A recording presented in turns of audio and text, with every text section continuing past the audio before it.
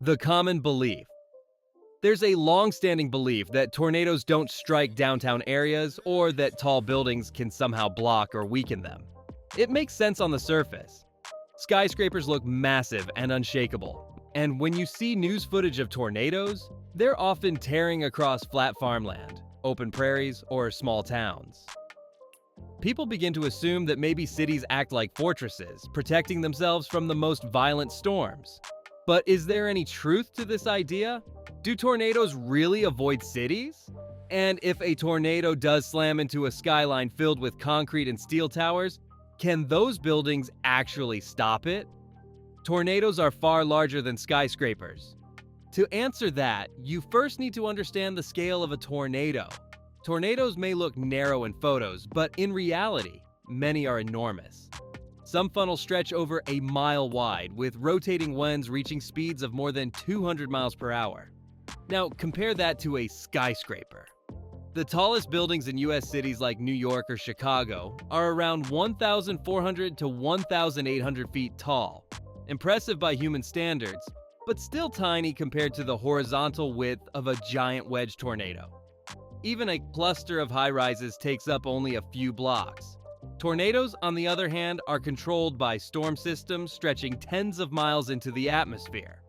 This is why a tornado doesn't see a skyscraper as an obstacle. It simply plows through like the buildings aren't even there. Why people think cities are safe. So why does the myth exist? Because statistically, downtown tornado strikes are rare.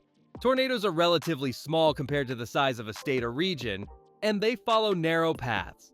The dense downtown cores of cities only cover a tiny percentage of land area. In the US, about 97% of land is rural or suburban, which means tornadoes have a much higher chance of hitting farmland than a downtown full of skyscrapers.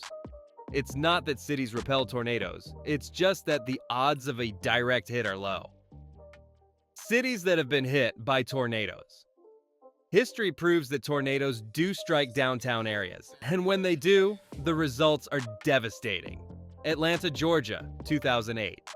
An EF2 tornado tore straight through downtown, shattering glass in skyscrapers, ripping off roofs, and injuring more than 40 people. The CNN Center and Georgia Dome both suffered major damage. Fort Worth, Texas, 2000. A tornado went directly into the city, blowing out windows in high-rise office buildings. Insurance losses reached hundreds of millions of dollars. Salt Lake City, Utah, 1999. An unexpected tornado ripped through downtown, killing one person and damaging the Salt Palace Convention Center. Dallas, Texas, 2019. A powerful EF3 tornado swept across northern Dallas, destroying homes, schools, and businesses. These events show that skyscrapers in cities don't stop tornadoes. They're just less frequently in the path. What happens when a tornado hits skyscrapers? When a tornado does collide with skyscrapers, the outcome depends on the building's design. Skyscrapers are made of reinforced concrete and steel, which makes them far stronger than wood frame homes. They can withstand much higher wind loads and resist collapse better.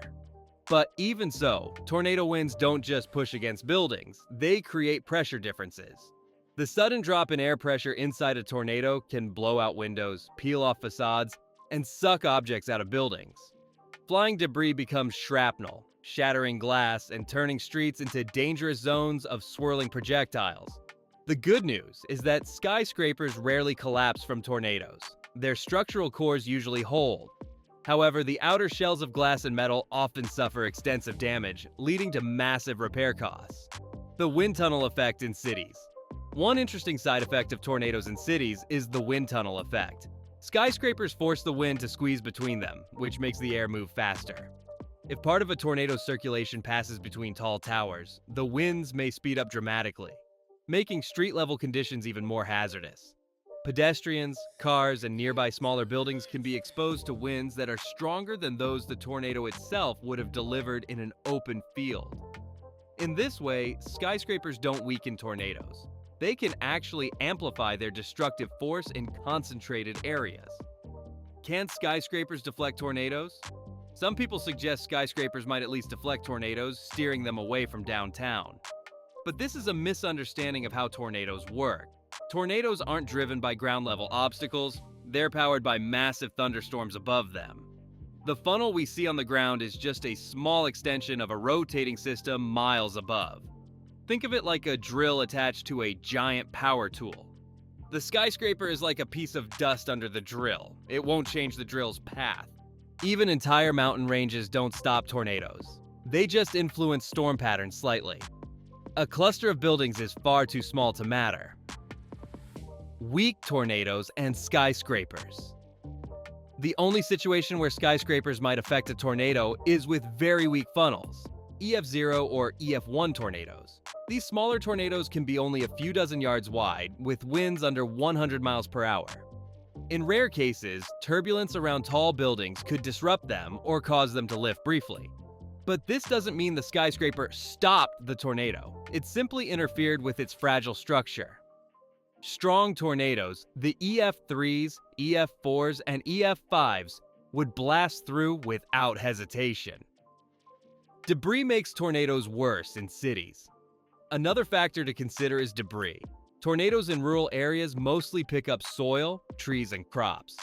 In cities, they pull in glass, metal, concrete chunks, cars, and even whole building materials. That debris becomes deadly when thrown at high speed. This means tornadoes in urban areas can actually be more destructive, not less. The 1997 Gerald, Texas tornado was infamous for scouring neighborhoods down to their foundations. Imagine that same force tearing through a modern downtown, with thousands of glass panes and steel fragments flying around. It would be catastrophic.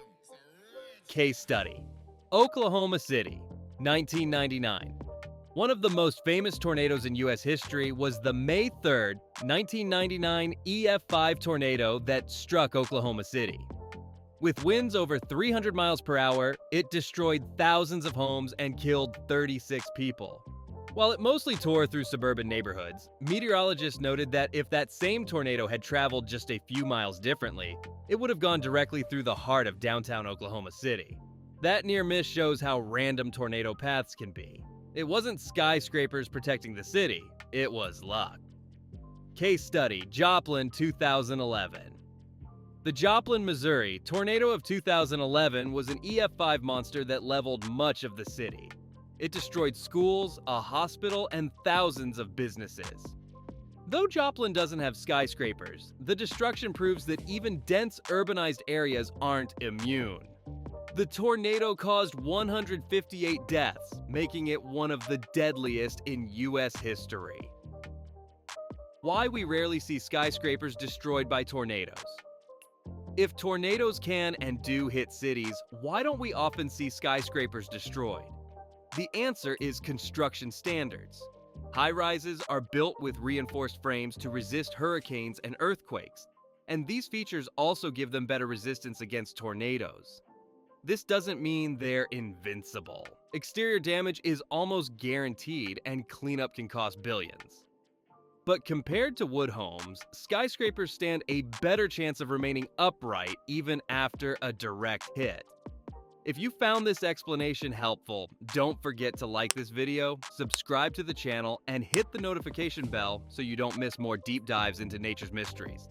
And let us know in the comments. If you had to choose during a tornado, would you rather be in a skyscraper or underground in a storm shelter?